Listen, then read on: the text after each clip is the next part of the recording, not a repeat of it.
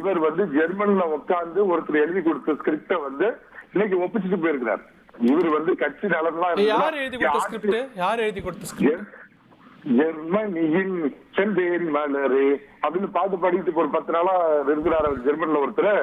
அங்க இருந்து போட்டு கொடுத்த ஒரு ஸ்கிரிப்ட். நீங்க பெரிதும் மதிக்கக்கூடிய திரு ஆடிட்டர் குருமூர்த்தி அவர்களே இதத்தான் அமித்ஷாவும் விரும்புறாருங்கிறார். எல்லாரும் ஒண்ணு சேரணுங்கிறது அவரோட விருப்பங்கிறாரு. இதுக்கும் ஜெர்மனிக்கும் எங்க தொடர்பு வந்துச்சு? அவரும் உங்களும் அமித்ஷாவும் ஸ்டாலினும் சேர்ந்து சேராங்களோ? 2 நாளைக்கு முன்னாடி ஜெர்மன்ல இருந்து கோபி செட்டி பாளையத்துக்கு போன் 40 நிமிஷம் 2 பேரும் பேசிக்கிட்டு இருந்தாங்க. இதுக்கெல்லாம் ஒரு உதயமானவர் தான், ஒரு அதிகாரி அப்படிங்கறதெல்லாம் மறந்து போய் உதயமானவர் தான் பாலமா இருந்தார் அப்படிங்கிறது ஊருக்கே தெரிஞ்ச விஷயம். நாரதர் ஹரிக்கு பாவம் எப்படி தெரியாது சார்? அப்படின்னா 2024 பாஜக கூட்டணி வந்திருந்தா 30 சீட் ஜெயிச்சிருப்போம்னு பாஜக பேசுவாரா சார்? அது வேலுமணிக்கோட தான் சொன்னார், நாங்களோட தான் சொல்லியிருந்தேன். அன்னைக்கு அந்த கூட்டணி முடிஞ்சது அண்ணாமலைனால முடிஞ்சு போச்சு.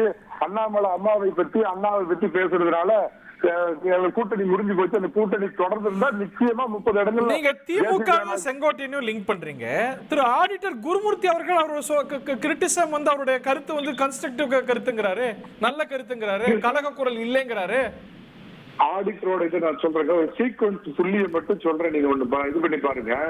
ஏப்ரல் 11ஆம் தேதி தேசிய ஜனநாயக கூட்டணியில் மீண்டும் அதிமுக இணைந்து திரு பழனிசாமியோட நிக்கணும் திரு அமித்ஷா கூட நின்று ஒரு பக்கம் டாக்டர் ராமதாஸ், அன்புமணி, மற்ற கூட்டணி தலைவர்கள் எல்லாம் ஒன்றா அந்த ஹோட்டல்ல மேடை ஏறணும்னு எல்லாம் பிளான் பண்ணி இருக்கிறப்பயே 2 நாளைக்கு முன்னாடி அங்க பாத்தீங்கன்னா கைலாபுரத்து டாக்டர் பெரிய டாக்டர் கலகக்குரல் வெடிக்குது.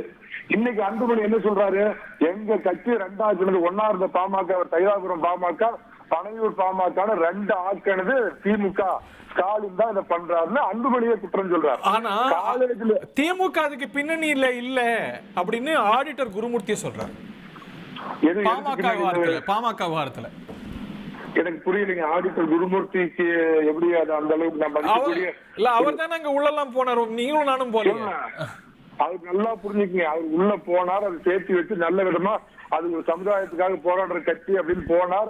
ஆனா உள்ள போறப்ப இது குடும்பம் சம்பந்தப்பட்டு அவங்களுக்குள்ள வெளியே நாம 3வது மனிதர்கள் தலையிட முடியாத சில பிரச்சனைகளை நாம தலையிட வேண்டாம்னு கௌரவத்தோட அவர் வெளியே வந்துட்டார்.